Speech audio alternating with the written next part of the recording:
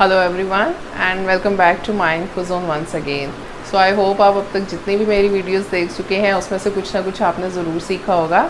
आज हम एक नया टॉपिक जो है टेकअप करने वाले हैं जो मोस्टली 9, 10, +1, +2 के राइटिंग सेक्शन में होता ही है नॉर्मली, या फिर 6, 7 या 8 से भी ये टॉपिक आपको जनरली स्टार्ट हो जाता है। That is notice writing. अब नोटिस वर्ड का मतलब जो है, नॉर्मली अगर हम बोलें कि किसी ने कुछ नोटिस किया या हमने कुछ नोटिस किया, मतलब होता है किसी के ध्यान में कुछ लेके आना। ऐसे ही नोटिस राइटिंग का मतलब होता है राइटिंग सेक्शन में कि आपको एक पीस ऑफ इंफॉर्मेशन दिया जा रहा है जो आपको किसी और को प्रेजेंट करना है। नोटिस राइटिंग का एक प्रॉपर फॉर्मेट, एक पर्टिकुलर पैटर्न होता है जिस तरह से आपको वो लिखना पड़ता है।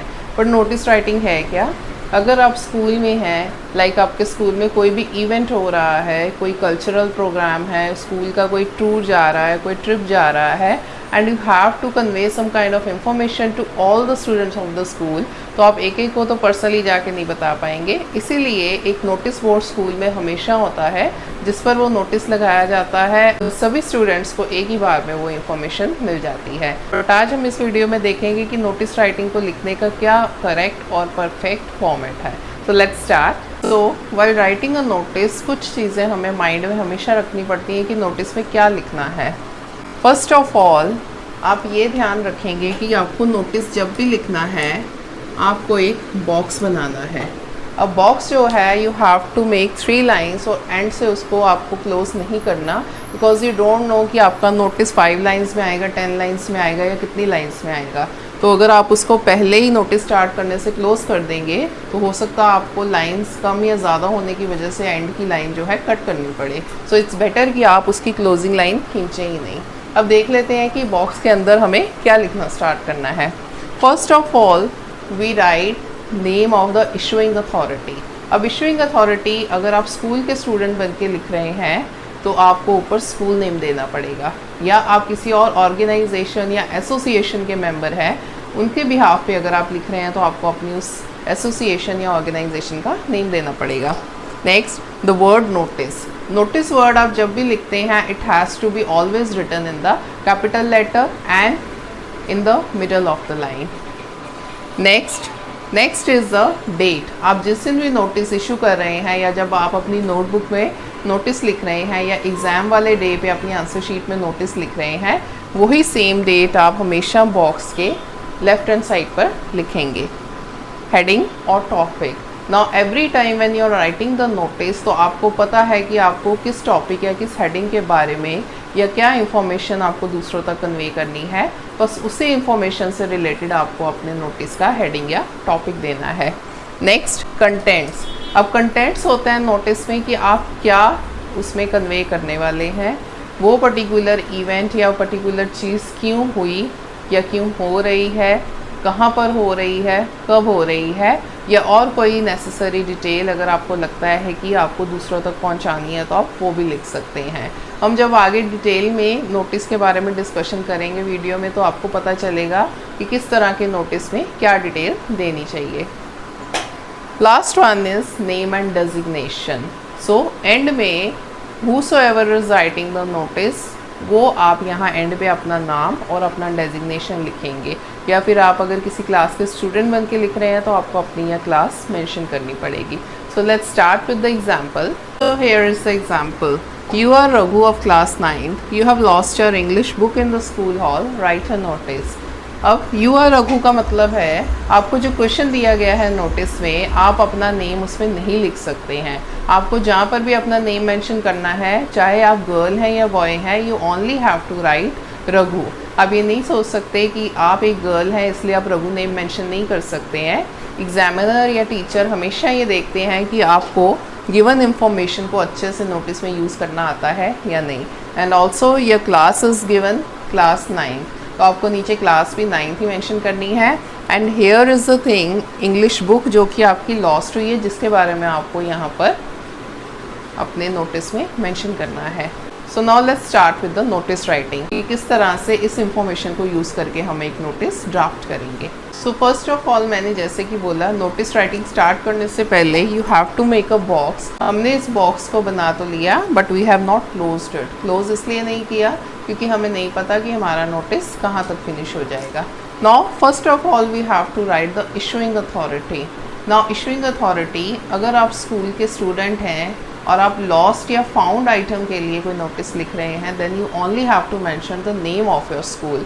अब यहाँ पर सभी के स्कूल्स अलग अलग होंगे, तो हम यहाँ पर ABC स्कूल मेंशन कर देते हैं। स्कूल नेम मेंशन करने के बाद, इशूइंग अथॉरिटी लिखने के बाद हम 1 लाइन गैप देंगे। This line means we have to leave 1 line as a gap. उसके बाद हम कैपिटल लेटर में वर्ड नोटिस लिखेंगे। After this we have to write the date on the left side. Date याद रखिए, since you are in class 9, 10th, +1, +2 senior classes में हैं, तो कभी भी आप डेट को स्लैशेस या डैशेस में नहीं लिखेंगे। This is not the acceptable format of writing a date. तो आपको किस तरह से डेट लिखनी चाहिए? डेट लिखने के 2 तरीके हैं। या तो आप डेट को लिख सकते हैं 17th जुलाई 2023 या फिर July 17, 2023। Now after this we come to the heading or topic। क्योंकि हमारी इंग्लिश बुक जो है लॉस्ट हो गई है, जो कि हमें क्वेश्चन में गिवन था, इसलिए हम यहाँ पर हेडिंग दे सकते हैं लॉस्ट इंग्लिश बुक। नाउ यहाँ तक हमारा फॉर्मेट बिल्कुल करेक्ट है। इसके बाद हम कंटेंट से स्टार्ट करेंगे। क्या लॉस्ट हुआ है, कहाँ पर लॉस्ट हुआ है और उसमें क्या चीज़ें हैं और उसे कहाँ पर रिटर्न करना पड़ेगा इन केस अगर वो किसी को मिल जाता है।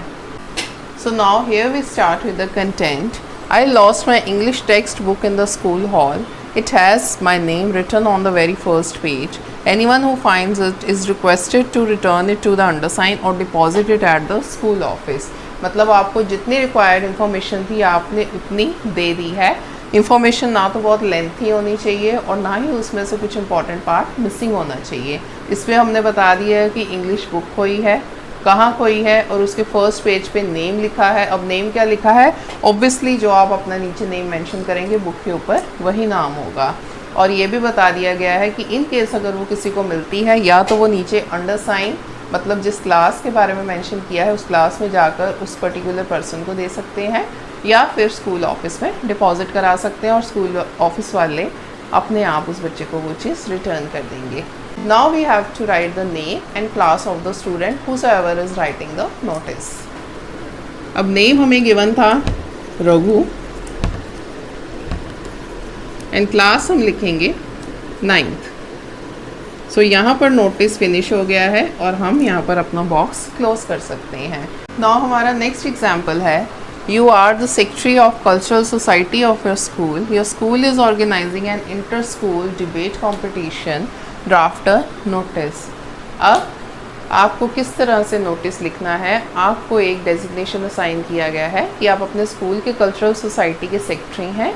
नेम गिवन नहीं है, it means you can write any name, but आपको कल्चरल सोसाइटी का सेक्रेटरी बनकर ही ये नोटिस ड्राफ्ट करना है। देखते हैं नोटिस कैसे लिखा जाएगा। Let's start. सो मैंने जो फॉर्मेट आपको पहले बताया था वही सिमिलर चीज़ हमने लिखी है। Name of the school is not given, so we have to mention ABC school. 1 line gap, notice in capital letters, date on the left side and heading. अब हेडिंग यहाँ पर होगी इंटर स्कूल डिबेट कॉम्पिटिशन। अब हम देखते हैं कि 3-4 lines में हमें क्या इंफॉर्मेशन देनी है। Now we have to start the notice. This is to inform that our school is organizing an inter-school debate competition for classes 9th and 10th on 25th July. Interested students can give their names to their class teachers by tomorrow. अब इसमें important चीज़ें क्या हैं? First of all आपने देखा क्या event होने वाला है वो मेंशन किया। Means we have to write what. What मतलब क्या होने वाला है? पोस्टर मेकिंग कॉम्पिटिशन है, ब्लड डोनेशन कैंप है, टूर जाने वाला है, ट्रिप जाने वाला है, but here in this notice it is the inter school debate competition.